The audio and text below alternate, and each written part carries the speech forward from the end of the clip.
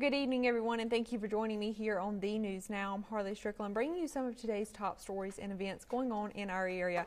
Before we get started, I do want to remind you, if you want to leave a comment or ask a question about any of these stories, you can do that on Facebook. I know we're streaming live on multiple platforms, but you can only communicate with me live here on that Facebook live stream, and I'll try to get to some of those comments at the end and see if I can answer some of those questions for you. I want to begin with a story that happened this morning. Savannah police is investigating a single car crash after the driver fled the scene this morning. The crash happened at East 41st Street and Atlantic Avenue near Baldwin Park shortly around after 4 a.m. A man was traveling east along 41st Street when he attempted to make a right turn onto Atlantic Avenue. When he failed to make the turn, he hit a tree. He then fled the scene but was later found. Officers say the passenger is seriously hurt. Both the driver and his passenger were transported to the hospital. Well, you may have seen it on Facebook, a lot of talk about a City of Savannah Facebook post. Well, I want to give you a look at that post now. It was posted on Thursday about a statue in Johnson Square getting googly eyes. You can see the pictures here. A lot of talk on Facebook and social media we've been seeing.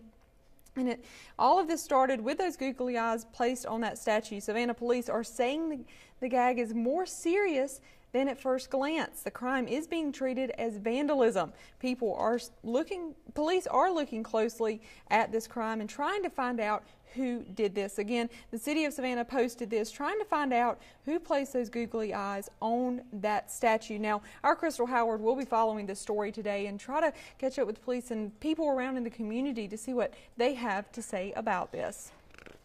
Well, Albany, Georgia suffered extensive damage during Hurricane Michael, causing people to be without power, homes, and even schools. Georgia Southern opened their doors to students from Albany State University who live in some of the residence hall. You can see here in this video some of the damage that the school got during Hurricane Michael.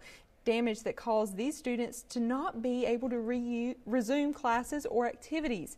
About 160 students have been at Georgia Southern University, the Armstrong campus, since Friday because of them not having water or electricity at Albany State University. Two young men who are football players for the school say that the hardest thing to deal with right now is knowing their families are back home cleaning up after the storm, and they are here thinking of them while they also are pulling double duty with still preparing for one of the biggest games of their season, which happened today. First, I was worried, like, we had prep for this game. It's a big game for us. So I was worried, like, maybe they'll cancel the game because of the bad weather. So we faced adversity. We're here now. We prepped real good this week. Feel real good about the game. Should pull out with a W. Albany State players were able to practice at the Georgia Southern facilities to get ready for their game. They would like to say a big thank you to Georgia Southern, and our Crystal Howard just told me that she heard they won their game today. And of course, she'll have an update for us on that on the news at 11 tonight. Well, Saturday was an opportunity of a lifetime for local girls who are already looking ahead to their future careers. WTOC anchor Dawn Baker held her first Dawn's Daughter Leadership Academy career fair. Young ladies from 10th through 12th grade came to Savannah Technical College to learn about a number of careers. They were given tips on how to become more successful in their career choice, as well as life tips. Dawn is working not only to help find more opportunities for the girls, but also serve as a mentor herself. Hope that they start getting comfortable being around adults and around strangers, because that's a big part of life. You got to be comfortable in your own skin in order to do well. And I really want them to take advantage of these 96 professionals who are here from different career areas and learn what their professions entail.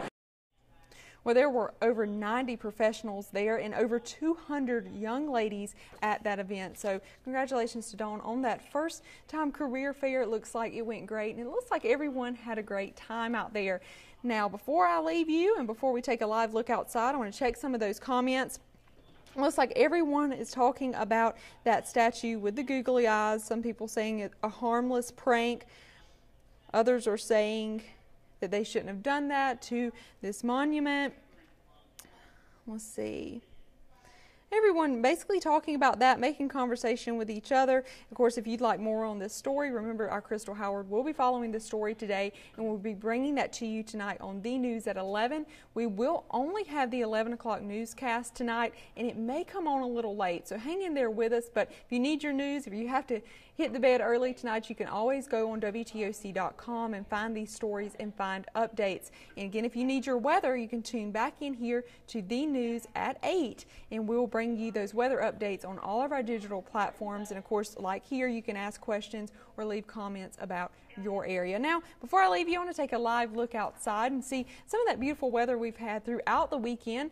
I'm wondering if it'll stick around, and of course, tonight at 8, you can ask that yourself on The News Now as we bring you that update at 8 o'clock. Now, I do want to say thank you for joining us here this weekend, and we look forward to bringing you more updates tonight and, of course, throughout the week.